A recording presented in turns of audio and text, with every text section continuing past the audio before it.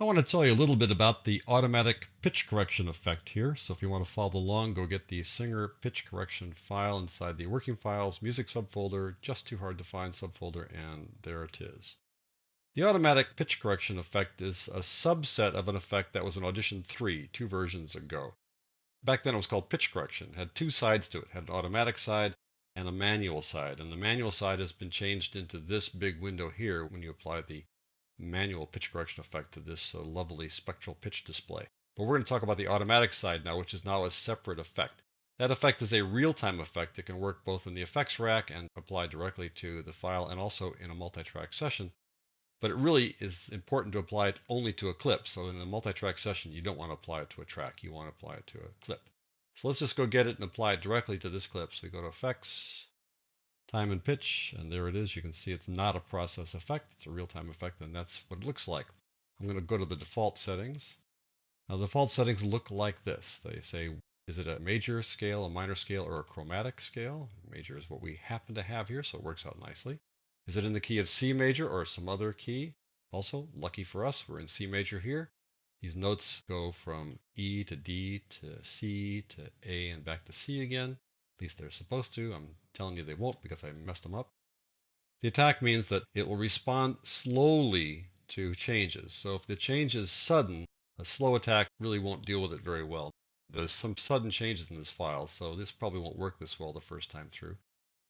Sensitivity refers to how well it responds to slight changes or major changes. Low, it has to be a pretty extreme change for it to respond. High, it'll respond quickly to small changes. So again, we'll go for the default settings here.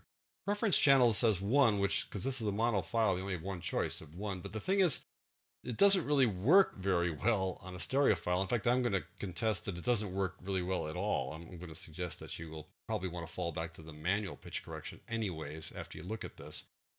But with a stereo file, you can pretty much forget about this thing doing a good job. So don't even worry about the reference channel. You won't be using it on the stereo file. And in fact, you really need a file that just has one vocalist or one instrumentalist. You can't have what's called a polyphonic file where you have multiple instruments or multiple voices. This is intended to be used on just a single voice or a single instrument. FFT size stands for Fast Fourier Transform. You have only 3 choices. 1024 tends to sound kind of robotic. This is a good default setting. A little bit higher also works well with voices, but we'll take the default setting here.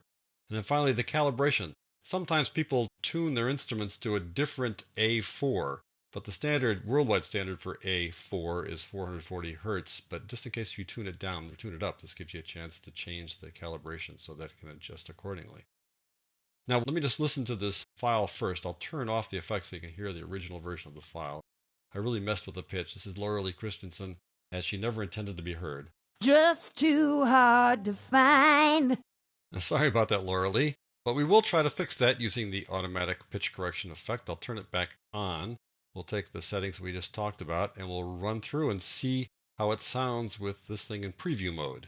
Just too hard to find. I'm not so sure I heard much difference there, but we don't have the best settings here for something that is this extreme. So let's start changing some of the settings. Instead of a slow attack, we'll have it attack faster because some of these pitch changes are pretty rapid. So we'll move it up to fast. The sensitivity is kind of in the mid-range now. We'll make it more sensitive. And the rest of these settings, well, we could raise this guy to 4096, but that shouldn't change the way it discovers pitch problems, just how it sounds after it changes them. So we'll take these settings now and we'll preview it again. Just too hard to find. Again, I'm not all that thrilled with any changes there. I think you probably are going, what difference is there? Is there any difference at all? Well, we'll apply it. Just visually look at the difference. We'll look at the before and the after. So I'll click Apply. And now we've made our changes, and I'll click away here so you can get rid of that little white covering when you select an entire file. Now I'm going to go Control or Command Z to undo this and look at the pitch lines here and see how different they go from the after to the before. There's a little bit of a difference there. You can see, let's say, look right around here, for example, and over here, I see these lines changing length, but I don't see them changing pitch too much. I'll click away so you can see the full view again. Control Shift Z now to go back to the changed one, and now Control Z to revert back to the former view, the original view. Just slight differences. And the proof is in the pudding. How does it sound? Just too hard to find. Really, not an effective change. So what you've learned here, I think, is that the pitch correction tool, the automatic pitch correction tool, might be able to handle subtle pitch changes reasonably well. But anything that's a little more obvious, it really struggles to fix. But if you use the manual pitch correction, you'll find that you can make these adjustments pretty accurately, and we'll talk about that in the next tutorial.